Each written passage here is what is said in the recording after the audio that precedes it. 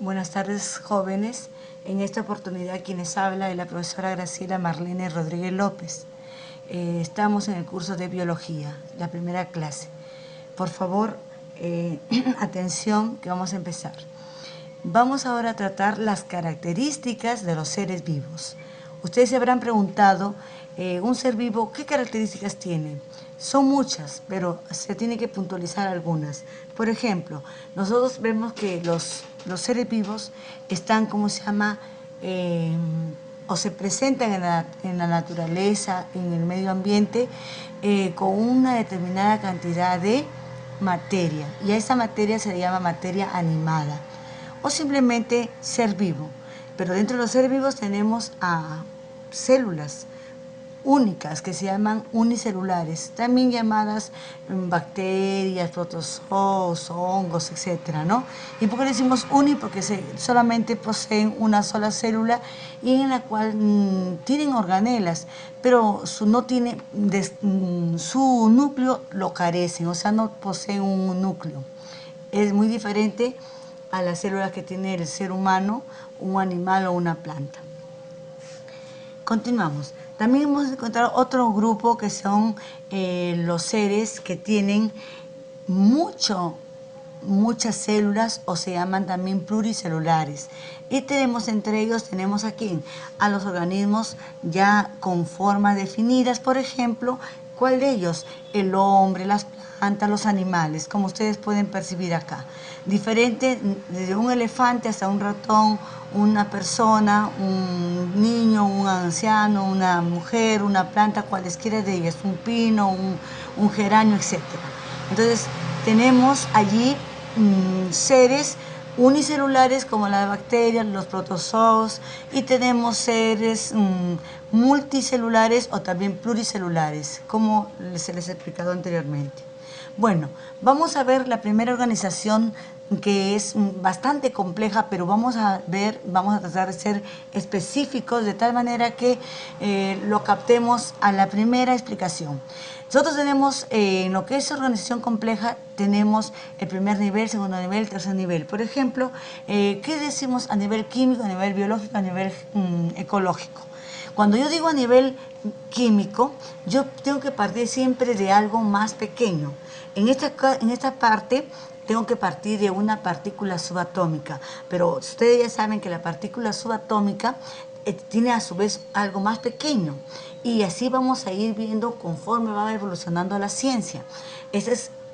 Aquí estamos solamente diciendo desde que hasta la actualidad se ha estudiado, pero entonces vamos a tener las partículas subatómicas, seguirán el átomo, que penosamente le dicen sin significa, significa sin división, pero se ha visto que el átomo sí tiene división. Después pasa a partículas y luego continúan con cuerpos definidos de cualquier tipo de materia, ¿no? Materia inerte o materia orgánica. En un ejemplo de materia inorgánica tenemos, por ejemplo, acá el agua, el dióxido de carbono. De materia orgánica, por ejemplo, una célula, ¿no?, que tiene muchos átomos en sí. Bueno, seguimos a nivel biológico. A nivel biológico nosotros tenemos que partir siempre de la expresión más pequeña de la biología, es la célula. Claro está que tenemos dos tipos de células, las células eucarióticas y las procarióticas. Las eucarióticas son las que tienen una forma completa, definida, y las procarióticas, disculpen, es la que carecen de algo. Por ejemplo, una célula procariótica es que carece de un núcleo, por decir, ¿no? En el ejemplo anterior que vimos, en los protozoos, en las bacterias, etc. Pero a nivel biológico nosotros conocemos una clasificación que estamos partiendo de menor a mayor. Por favor, capten eso, de menor a mayor. Partimos de una célula, que es la mínima expresión del ser vivo, pasamos a tejidos, pasamos a órganos, estos a su vez forman sistemas, los sistemas forman cuerpos. Y dependiendo de qué tipo de cuerpos, hay cuerpos de seres vivos, por ejemplo, de plantas, de animales, y el hombre, ¿no? O el hombre, cuando decimos hombre nos referimos a los dos sexos, tanto mujer como varón. Bueno, y vamos a tener diversos tejidos acá, diversos órganos, etcétera, etcétera. Y es más, diversas formas y cuerpos, ¿no? Cuerpos de diferentes tipos de animales. Pero también tenemos otro nivel que es a nivel ecológico. La mínima expresión de un nivel ecológico es el individuo. Y es más, pasamos a una comunidad, estamos yendo de menor a mayor, vayan dándose cuenta de eso. Pasamos después del individuo, pasa a una población, a una comunidad, un grupo de comunidades va a ser un ecosistema. Hay diferentes tipos de ecosistemas, terrestres, acuáticos, aéreos, etcétera, y después pasaremos a la biosfera, ¿no? A nivel solamente atmosférico. Pero también tenemos en la atmósfera, tenemos uno que se divide en, o va a aumentar diferentes tipos de atmósferas, vamos a tener el bioma. Bueno, pasemos entonces a lo que es característica de los seres vivos, pero a nivel B, metabolismo. Todos los seres vivos tienden a estar consumiendo energía. Y si no consumen energía, por decir, se puede morir. Entonces necesitamos tener un metabolismo, de tal manera que nosotros vamos a ingerirlo. Nosotros los seres humanos y también los animales y las plantas necesitamos un tipo de alimento. En este caso los seres humanos necesitamos un alimento básico que es la glucosa, la mínima expresión de los carbohidratos. De los lípidos serán pues los ácidos grasos, de las proteínas los aminoácidos, y también tendremos minerales y algunas vitaminas, ¿no? Esos tenemos que tener para poder tener un metabolismo y para poder ingerir. Estamos conociendo ya que el metabolismo se da en el ser humano a nivel del duodeno, en el estómago, pero a nivel del estómago pasa al intestino delgado, y a nivel del duodeno se da mediante unas ramificaciones que está inervado y además vascularizado. El duodeno es donde se absorben el oxígeno y de paso pasan el CO2 y van todos los nutrientes que nosotros ingerimos mediante nuestros alimentos, van a pasar hacia la sangre. Bueno, y después también tenemos el C, seres vivos responden a estímulos. Acuérdense que vamos a tener dos tipos de estímulos. Unos que va a ser de transitorio, que va a ser una irritabilidad.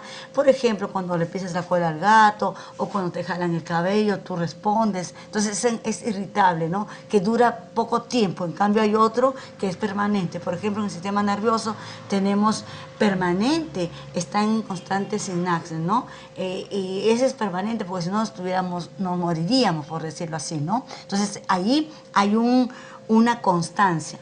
No es que va a hacerlo cuando quiere, no. Ese está en constantes y dependiendo de cómo se estimula también ese sistema, ¿no? Por decirlo así.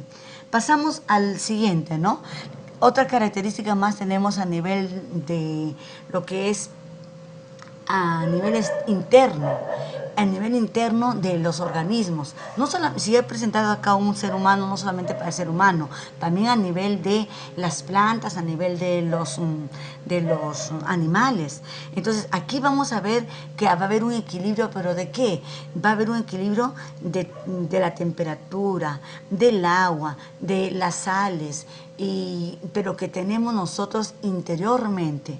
Entonces, para que nosotros no podamos deshidratarnos, tenemos que consumir una cantidad de agua. Lo recomendable es no solamente tomar agua, sino tomar con electrolitos. Por ejemplo, un electrolito casero, que todos lo sabemos, las madres al menos, que cuando un niño se está deshidratando, tenemos que darle, por decir, una zanahoria, rallarla y un poquito de arroz, una panetela, ¿no?